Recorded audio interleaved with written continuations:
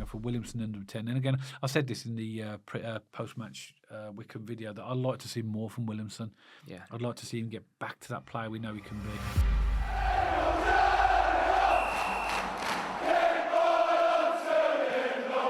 So welcome back to BCFC Royal Blue. Now we really are reaching the business end of the football season, and Birmingham City have put themselves in a fantastic position right at the top of the EFL League One, currently 12 points clear of second place Wickham. And 14 points ahead of third place Wrexham, both with games in hand over both of those two teams.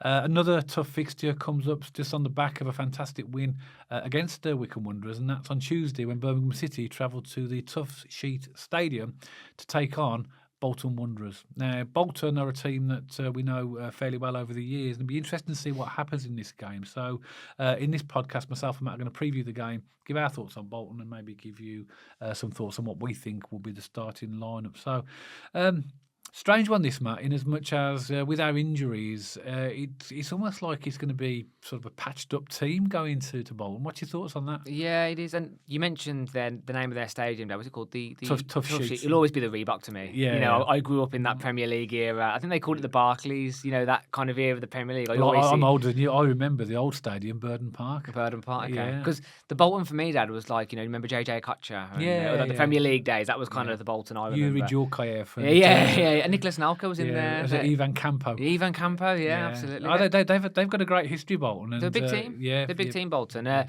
whenever I see Bolton away, Dad, it just throws me down to Cadiz, that header in the last minute and the away end going nuts. You know, that real big memory of Blues over the years. And, seeing that away end go absolutely bananas was something special. But, you know, we're going into this off the back of 3 points against Wickham. Bolton drew away at Wrexham at the weekend. So both teams going into this off the back of good results. You know, getting a point away at Wrexham's a good point for Bolton. I mean, I did see a bit of that game and I saw the reaction on social media. I think a lot of Wrexham fans and Bolton fans admitted that wasn't like a great game of football. It was quite cagey. I think there was some time wasting going on, but is it still big game for both of them? Exactly, and that's a solid point away for Bolton. And they're being managed by Steven Scumacher. You know, good manager. I thought he did a good job at Plymouth.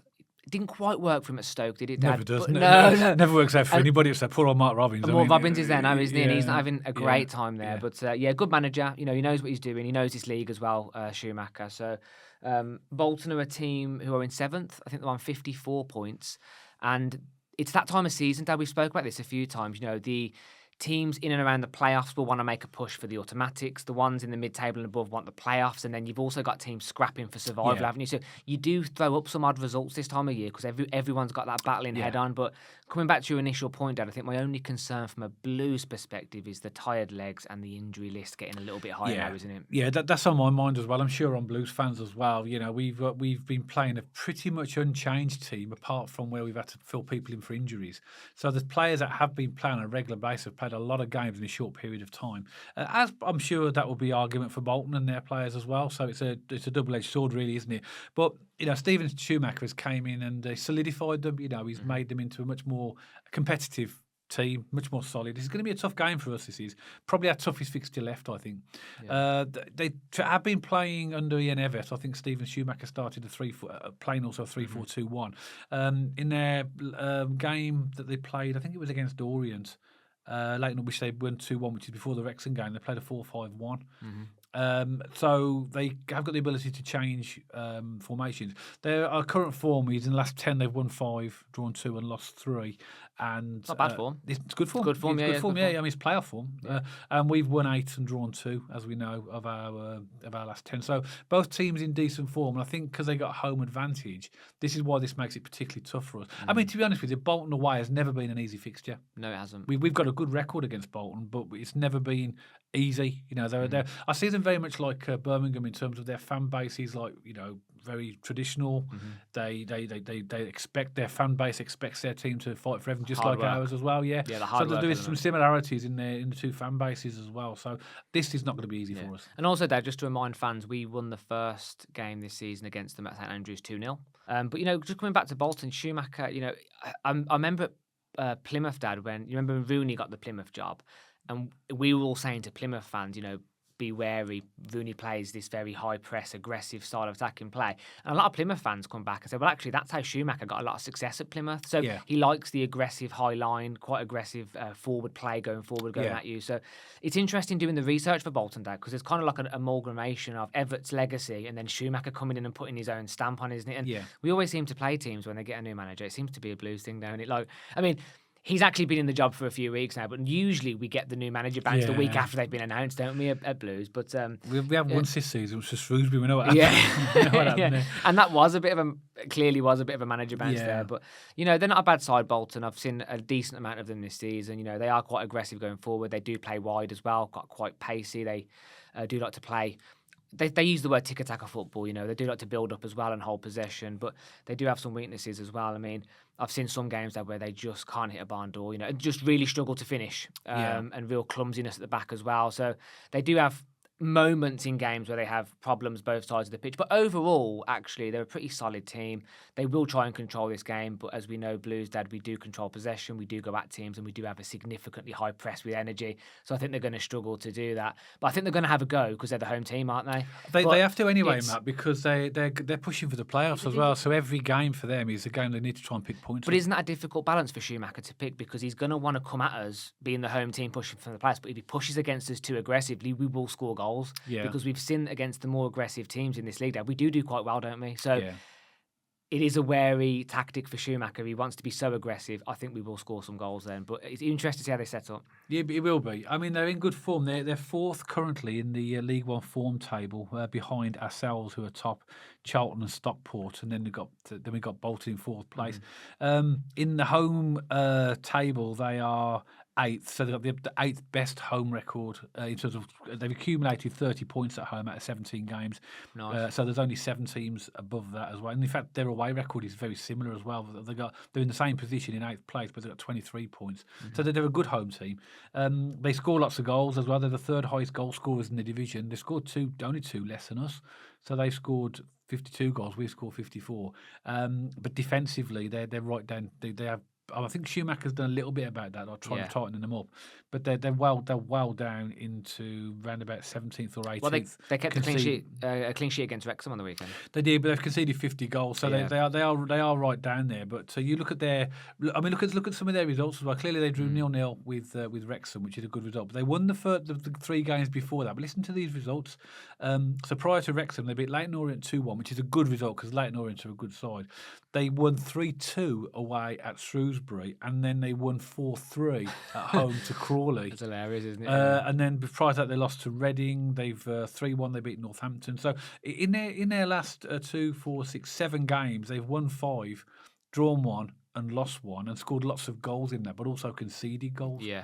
As you said, they're an aggressive team, so they do take shots from distance. They're very strong at doing that, and they're good at coming back from losing positions in the league. Yeah.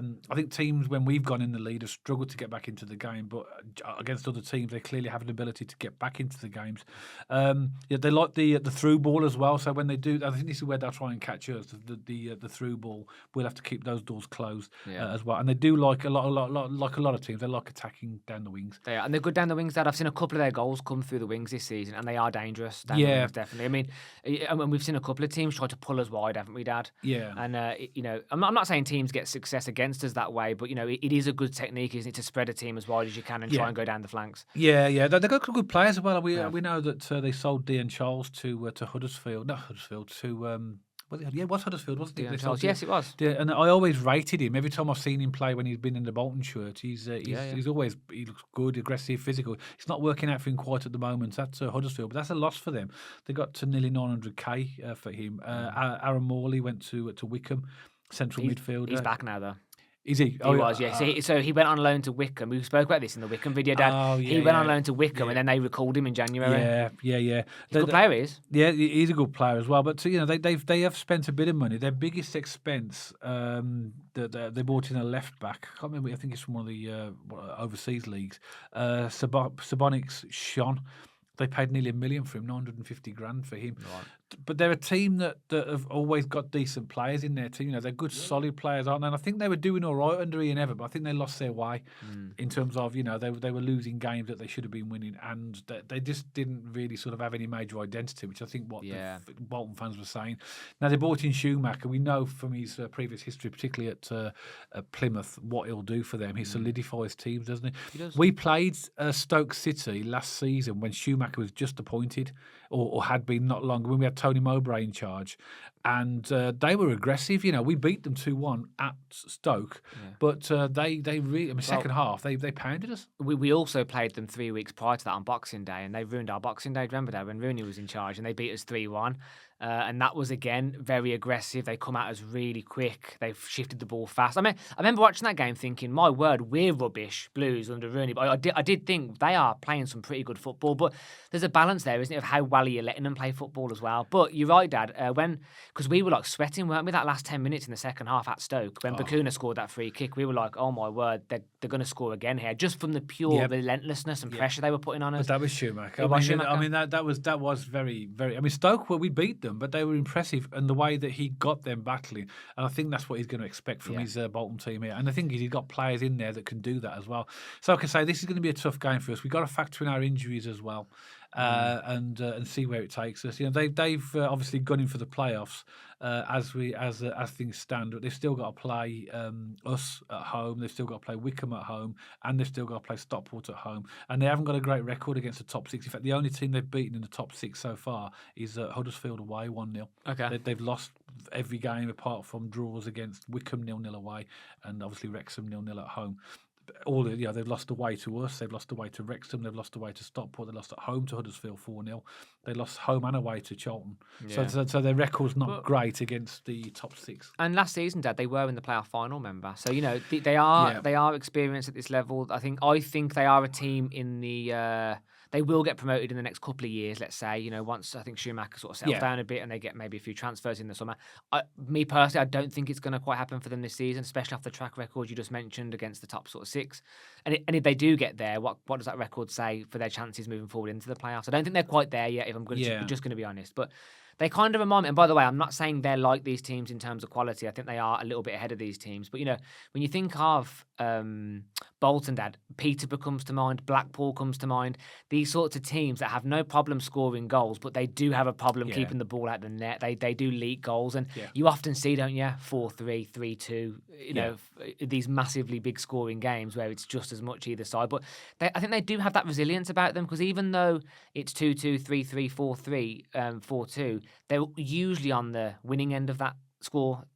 So fair enough, they are involved in high-scoring games, but they do have that resilience in where they can get those results over the line. They're not a bad team. We do have to be wary of them. They are a big team, Matt. They are. They've got Premiership pedigree. They've got a great fan base. Really, really well-supported club. Good fans as well. Bolton fans are always decent.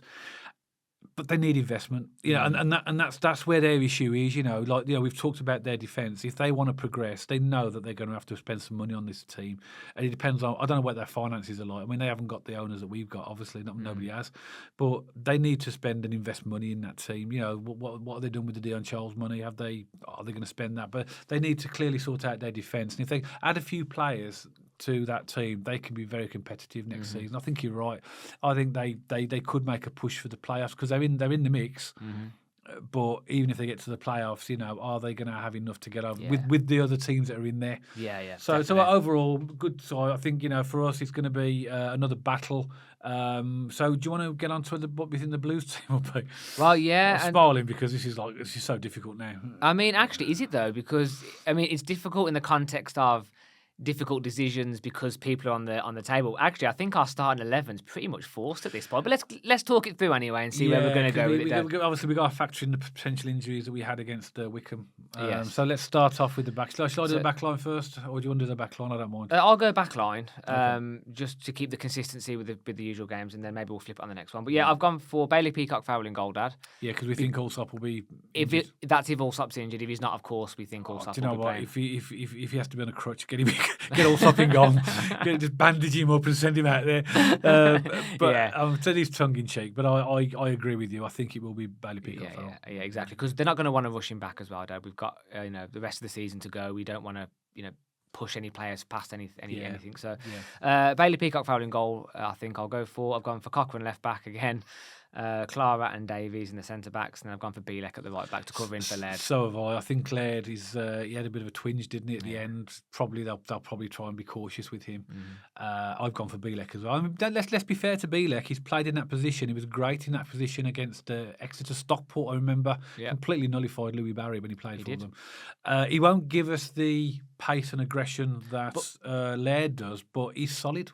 But we won't set up in that way, Dad. So the way Chris Davies sets us up is Laird is deliberately there to almost be a second attacker or, a second right winger. He won't set us up that way. Yeah. In fact, when Laird hasn't been on the pitch, he's set Cochrane up a little bit more attacking. Do you remember against Exeter when Laird wasn't playing and Bielek was there, Cochrane was the person getting the balls in. I mean, Cochrane wasn't making runs past the last man like Laird does on the right, but my point is we still have a very good source of delivery coming in from the left. So I think Chris Davies will adapt the strategy slightly. Laird obviously won't be there, so Bielek won't be expected to push up as much. But I think that does pose a question of where do we replace that kind of sort of attacking threat with Laird not being there? What do we do to get that pace, that energy on that right-hand side or on the left-hand side? I think Bielek actually is perfect for this game because Bolton are quite a physical team. Yeah. Bielek don't get pushed around. He does lack that little bit of pace, and we know that. But he's a very experienced, solid defender. We're both big fans of Bielek, aren't we? And I think for this game, he could have been in the mix anyway because of the nature of the opposition. So Bielek's not a bad choice in that position. I think we'll definitely see Bielek there. Yeah, okay, great, Dad. And what are your thoughts on Cochrane? Because again, Cochrane's done absolutely nothing wrong, but again, a lot of Blues fans had a noticing he's playing a serious amount of games, isn't he? He is. A lot of people are saying what's happened to Lee. Well, clearly, I think he played in the under-21s or the under-23s in midweek. I think they're trying to get him up to match fit. He's just not match fit, Lee. Sam said though. Yes, Samstead could play there, but again, the fact that Chris Davies is not even bringing him on suggests that he's made his mind up about Samstead. But he could play there. Yeah, I'm more just thinking, how do we protect Cochrane? Yeah, well, I think he'll start this game as well. No, and so do I. But I'm just posing the question that at some point he needs a rest, don't he? Yeah, at some point he's going to have a rest. Yeah, I've got for the midfield. Should I go on to the midfield? Yes, go for it. Yeah. This is a bit of a conundrum because. I'm tempted to think that Paik needs a rest as well, but I got a feeling it's going to be Paik and Iwata in the middle. Who would you put in there if you were backing Paik to have a rest, Dad? I'd put Taylor Gardner-Hickman in there and put Hansen on the left. Okay. Do you think Hansen's fit enough to start a game? Well, yeah. I mean, I have sort of grade him into this one as a possible starter because he looked pretty bright when he's come on, but I'm not too sure whether he's 90 minutes fit just yet. Yeah. So I'm going to stick him on my bench. So I'm still going to go for Taylor Gardner-Hickman on the left, Paik and Iwata and Dow. Again, on the right, it's the same starting lineup, isn't it? And then I'm going to go for Williamson under 10. And again, I said this in the post-match Wickham video that I'd like to see more from Williamson. Yeah, I'd like to see him get back to that player we know he can be. He needs to do more. But I think he'll start in the number 10. And then Alfie May, on the basis that we know that Lyndon Dykes is out, we know that Scott Wright is out, we're not sure about Stansfield when he's returning. Mark Leonard's still injured. You go through our team, there's a whole range, Laird, Allsop possibly. There's lots of injuries, so I've literally gone for the same midfield as we started against Wickham and as we started against Leyton Orient. I just want to make a point on Alfie May as well, Dan. By the way, super Alfie May. Absolutely love the guy. But I think ever since he got experimented in the 10 and the 9, he's become a really busy number 9. Like, his positioning is slightly all over the place at the moment. Yeah. Let's just get him back to the old school classic number 9. He hasn't got to cover every blade of grass. No. He's got 2-3 attacking midfielders behind him to do the creative play. Be selfish, Alfie May, and just stay up front and score the goals. Because I thought against Wickham and a couple of the games he's been playing, he comes deep.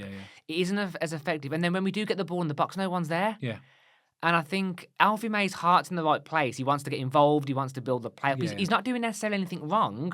I'm just making a point. I want him to be a selfish number 9 in the box, poaching, doing what Alfie May does best. You're right, because of the way he comes deep, he could easily be a number 10 doing that. A bit, yeah. So I think maybe that put him in that number 10 position a few times has maybe not confused him, but it's maybe changed his brain a little bit. A little bit, yeah. I get that, yeah. But Williamson's the one for me, that I'd like to see more of, because I'd like to see maybe him now start to impose and be a bit more progressive going forward as well. He has a tendency to also come quite deep, but his first tendency is to play the ball backwards or sideways rather than forward. Whereas when he was on his pomp, the beginning of the season, he was scoring goals and doing assists and looking for thinking. So he'll get there, but we need to see that from him now. So he's obviously fitness levels are back because he's back. He had 90 minutes against Wickham.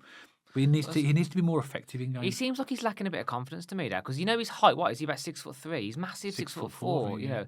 And like the ball's coming up to him, and he's kind of like not ducking, but he's not. He should be winning the headers. Yeah. He shouldn't be. Yeah. He's kind of not ducking out of, but he's just not winning them. And I think there's maybe a little bit of a confidence issue, rusty match practice issue. I think he needs to get a couple more minutes under his belt. And he's a quality player. Again, a big fan of Williamson, especially when he's in the number 10. Because outright, in my opinion, there's no point in playing him. No, he's a number 10 or nothing. Waste of time. It's like we said about Alfie May and Stansfield. They're both number 9s or not at all now. And I think Chris Davies has came to that realisation, has he? And we saw Williamson on the right against Shrewsbury, and the title for that video, Dad, was "Right Players, Wrong Positions" or something, and it was that disjointed, round pegs in square hole scenario. So number 10 for Williamson. I think he'll get it back. He just needs a couple more games to get that practice under his belt. Quality player, though. Big fan of Williamson. He'll get there, but we need to see it now. He needs to start to shine again. I agree. I think, and that's because otherwise he's not letting himself down, but he's not showing the type of player he can be. He's not having the impact in games, is he? No, he's not at all. So that comes on to score predictions then. So do you want to go first this time?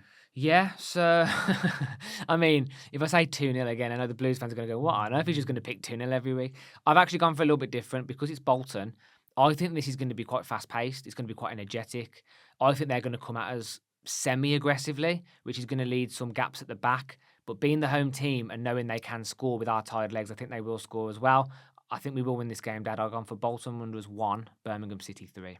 Okay, that is interesting, particularly what I'm about to predict as well. I think that this is a tough game against a team that are pushing for the playoffs against us now, and I think we are at that point in the season now where ideally we would like to bring some fresh legs in and players, but I don't think based upon our team selections that we will. I'm going for a draw. I'm going for Bolton 1, Birmingham 1. I think they will be aggressive, and I think that wouldn't be a disaster for us. I actually felt, and I'm so happy we beat both Leyton Orient and Wickham, but I think I might have said that if we'd have got draws against those teams, it wouldn't be disastrous because of where we are and we are not losing points to the teams around us. Mm-hmm. I think a 1-1 draw against Bolton, I'd love to, your result would be fantastic, or even a sneaky little win for us here would be fantastic as well. But I just think that there's something different about them under Schumacher now. They'll come at us. They won't be frightened to play us, which could work in our favour. But I've just got a sneaking feeling this one is going to be a draw, and I'm going to go for Birmingham 1 because we could predict, and it's nice to predict that we're in a position to predict victories every single game. But we are going to drop points for the rest of the season. I believe we will. I don't think we'll win every game, and I think this is one of them where we'll draw. By the way, fully respect your score prediction opinion, but there's no point in predicting a draw just in the interest of not predicting a win because we predict it's not for that. It's for all the factors I've mentioned. If you're a confident team and you've got momentum, why not predict a win? It's not because of that. It's because of all the factors in terms of Bolton at home, they're an aggressive team, we've got injuries, possibly having Allsop injured. I totally get it. I totally get it. But I know I'm sure there's a few fans maybe who think, same as you, we're not going to win every game, and I agree. I don't think we necessarily will. I think there will be some bumps in the road still until the end of the season, a few draws maybe a loss, I don't know, but I think 18 games unbeaten, Dad, only conceding 4 goals. Why not predict a win? I mean, that is just unbelievable. But a draw would be 19 games unbeaten, wouldn't it? Yeah, of course. But I think it's the first time I've predicted Blues not to win for about 8 or 9 games now. I think, I think that's because we're in. And you got it right. It was you predicted a draw against Blackpool. The score wasn't right, but the outcome. It was the right. So completely respect that, Dad. And so I've gone 3-1. You've gone 1-1. Yep. Okay. So that's what we think, Blues fans. What do you think? What do you think about the Blues starting lineup? And maybe give us a bit of a score prediction yourselves. Pop a comment below the podcast as always. If you're a Bolton Wanderers supporter and you've come across this podcast for the first time, we always welcome comments from fans from the opposition team as well. So please feel free to add your comments below. We are a very respectful podcast here, and we're always happy to hear the opinions of the opposition fans. If you did like this podcast, then don't forget to give us a thumbs up. And if you haven't checked us out on our social media channels already, then pop along to our X page and our Instagram page And if you like to watch or listen to your podcast on Spotify, you'll also find us on there, and you'll see the handles appearing on the screen for all of these channels right now. If you haven't subscribed to the channel and you'd like to, then please feel free to press that big red subscribe button. And if you want notifications every time we put a new podcast out, then hit the bell icon next to the subscribe button. So we hope you've enjoyed this podcast as always. And myself and Matt will see you all on the next one, all about Birmingham City.